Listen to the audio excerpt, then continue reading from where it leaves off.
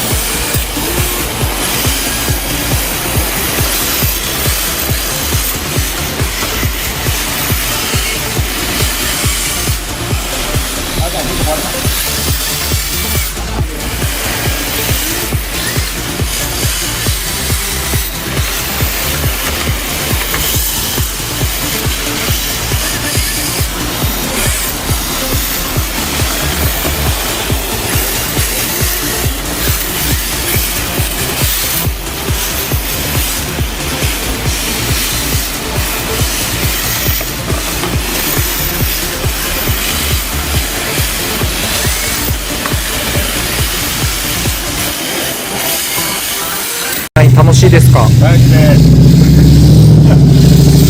本当に大事です。けど、失敗。これ、記録は勉強になりますか？勉強になります。いいですか？お、前田さん、どうしたんですか？これ、ちょっと、ダウンサイジングコアをちょっとはい。使ってみました。どうですか？なんでしょう。自分のこの、なんですかね、こう、低回転とかの操作感が、すごいいいので。なんか読みました？商品案内かなんか読みました？読みました。はい。じゃなくて、でも、自分の生の声を聞きたいんですよね、俺。わかりました。はい。僕の声で、はい聞かせていただきますと、なんでしょうね。一緒にこう、いろんな人たちと、ドリフトでもドリフトでもそうなんですけど、一緒にこう、走るときに、今までだと、ちょっとアクセルこう、操作とかで焦りとかが出ちゃって、早く追いつかなきゃとかで、タイヤがこう、滑っちゃったりとか、でそういうので、また焦ったりとかして、例えば操作とか、自分が行きたい方向とかを、そっちの方にこう気を向けられなかったっていうのが、なんかある程度ここで吸収してくれるのかっていう表現が正しいのかどうかわからないですけど、なんかそこで車の方でぐっと一回こう耐えてくれる感じがあって、自分のこの操作とか意識とかにこう余裕ができて、なるほど。すごい楽しい。なんかもう一個なんかこう世界がパッて広がったような感じがしました。あ、すみません、ちょっと聞いてなかったんで、もう一回。何ですか？聞いてますか？なんかあんまりこの刺さるような言葉がなかったもんで、すいません。とりあえずでもすごいこうゆとりっていうか、余裕ができた感じがします。運転の操作感。これですね、ぜひPタイルの構成感じてもらった方がより感じれると思うんですよね。はい。わかりました。はい。Pタイルの方でもちょっと走らせて。正直なところでお願いします。はい、わかりました。忖度なしで。忖度なしです。忖度したところで何も出てこないんで。そうですね。はい。わかりました。忖度なしで。なしで、お願いします。はい、お願いします。